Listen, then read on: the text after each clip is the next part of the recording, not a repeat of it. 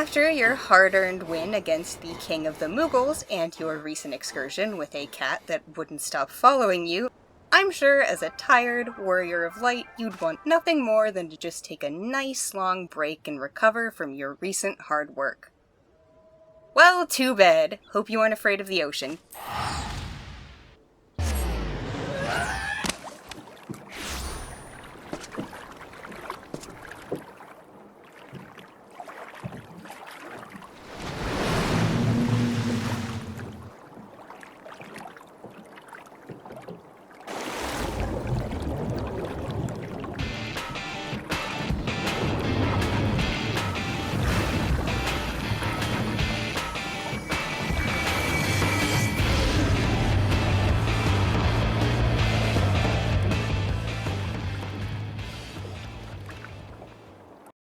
So let's start off with the easy stuff this time. Let's talk a little bit about your body and you. Well, not exactly you, like the greater you. The races of Eorzea, as you have by now noticed, are varied and many. However, even those within the same race have their own subsets. The most simple way to explain this, using the Rogadin as an example for absolutely no plot reason, is that in every race, there will exist two clans. And in this case, we have the Sea Wolves, who are, as the name implies, dwelling along the coastal areas, while the Hellsguard tend to stick more to the mountainous-like terrain. As mentioned in our last lesson, the Syndicate is the active ruling party of Voldaw. However, it's important to note that this is just a blanket term to cover two specific groups: the Royalists and the Monitorists. The Monitorists are primarily composed of the wealthy Ul'dah merchant elite, who labor to establish self-governance and independence from the Old Dynasty. And the weaker political faction, the Royalists, is primarily made up of the Old Dynasty, and in this case Nanamo herself, and any retainers in its employ, like the Sultan Sworn. And of course, last but not least, just a little bit of geography. Leaving our comfy home of Eorzea for a moment, far to the east and over the sea lay Authard, the second of 3 great continents on Hydaelyn. Invaded 25 years ago on its eastern banks by the Garlean Empire, the once peaceful nation of Doma now struggles like countless others under imperial rule. No sooner than your boots touch the ground in the stones are you beckoned to assist an obviously fretting Minfilia. The woman shares that the Scion's aid has been requested in Horizon, for what seems to be a large-scale robbery in a supplier storehouse of crystals. Meeting up with Y'shtola and there soon after Thancred, who was busy stopping a runaway cart helmed by a group of sea wolves like he was Eorzea's own Dark Knight, the 3 of you cross-examine your investigation notes and come to the conclusion that, well, nothing. The Blade's caginess and unwillingness, or inability, to provide you with any more information sort of leaves you where you began. Seeing no other option than to further press the Lalafell in command, Fufulupa, the disturbing possibility of a traitor within the Brass Blade's own ranks becomes more and more likely. And with said possibility out in the open, and any other evidence leading to a dead end, Thancred sees little need to further waste your time, sending you and your ever-stoic affirmative nods off to the Rising Stones, where Alphinaud has requested your presence.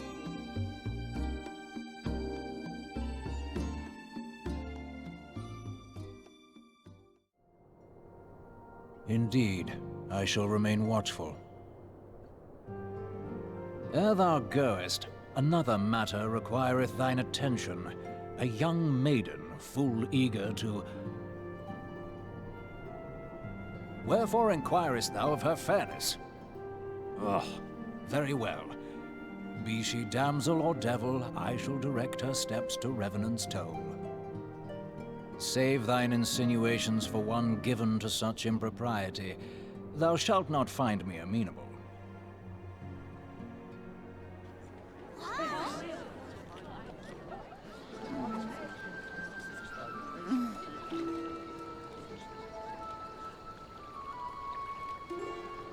Far across the sea from the land of Domar have we traveled.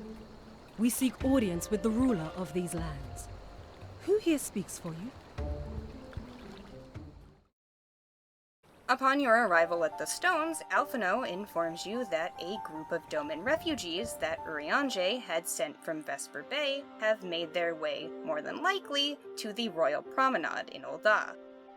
And just as the boy had predicted, you arrive just in time to see the Doman refugees being turned away by the Sultan Sworn.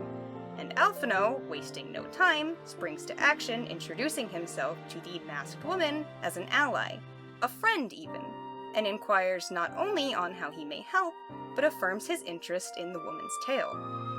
After the group of you have settled into the quicksand, the woman, who has now introduced herself as Yugiri, reveals that during Garlemald's recent War of Succession, many Domans saw an opportunity to free themselves from the Empire's grip, an opening of sorts. And while the group of rebels attempted to stand against the wounded Empire, they were crushed and Doma decimated, made an example to the other provinces. A war of succession?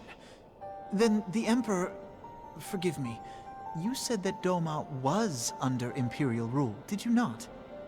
Alphino, at first caught more off guard by the confirmation of the Emperor's death and a Garlean civil war than the plight of the Domans, corrects himself and assures Yugiri that he will assist in allowing her to plead her case to the Syndicate, a promise he is able to keep with almost frightening swiftness, as before long the woman is allowed to speak her case. For many years, my nation, Doma, suffered under the yoke of Imperial rule, and my people yearn to be free. And though Yugiri makes a heartfelt and realistic plea, acknowledging that Ul'dah has its own problems and recognizing that they are not the first, nor will they be the last to seek aid from the Syndicate, the vote to allow the Domans to rest within the city walls ends in an overwhelmingly negative majority.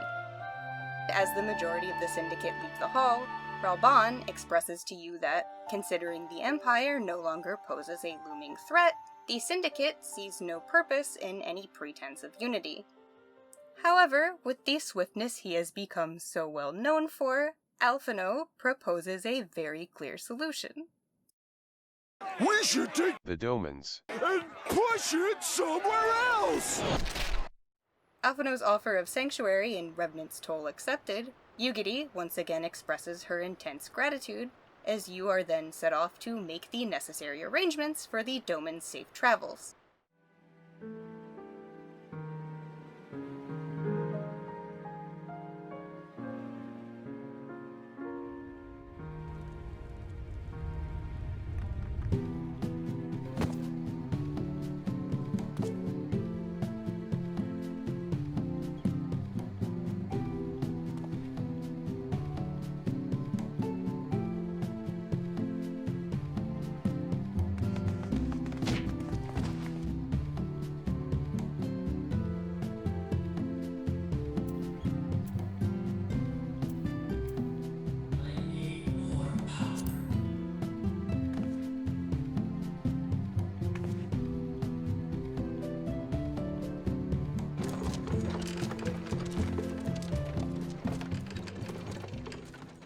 With the first wave of refugees safely in Mordona, you introduce Yugiri to Minfilia, allowing the two to converse as Y'shtola rather suddenly informs you that her snooping has uncovered results.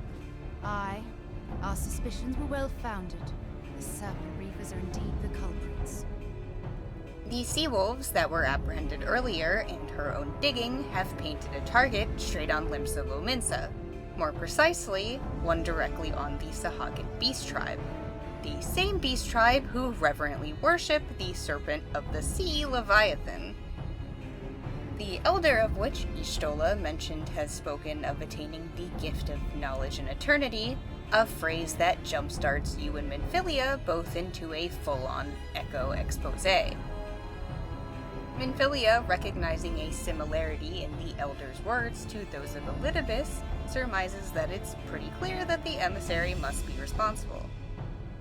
Threat of an obscenely powerful primal now looming, the full support of the Scions is given to the Admiral, as you and yours make for Limsa, Having not been idle while you made your way, Merlwyb shares that the Maelstrom have devised a plan to divide their forces and strike at multiple key locations, much like Operation Archon, taking out reinforcements while you and Y'shtola make for the Aetheryte and eliminate the Sahagin Elder Priest.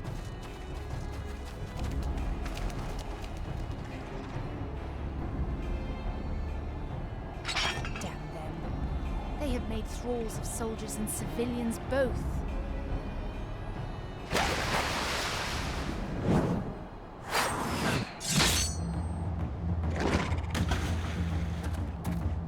Did I miss much?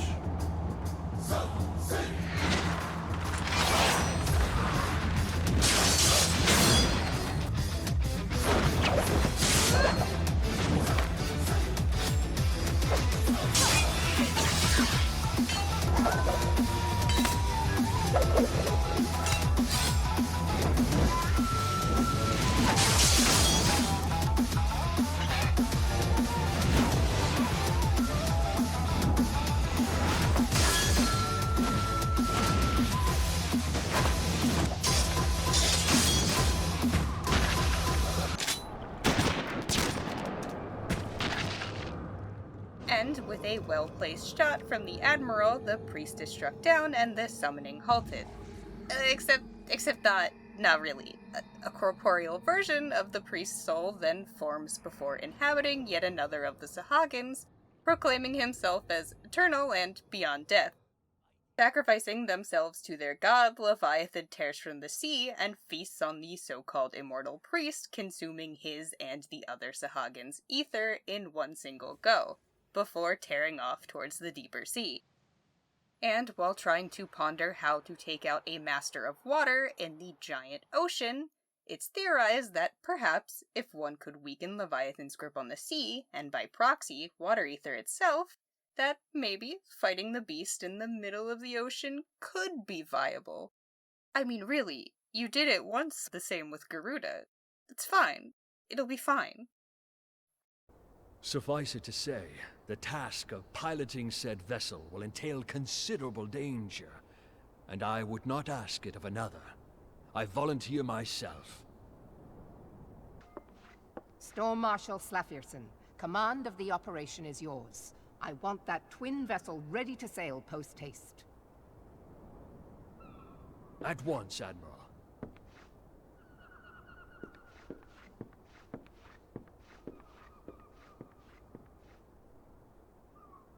And then there is the small matter of slaying the beast. The fate of Limsa Lominsa rests upon your shoulders once again. Go well, Warrior of Light.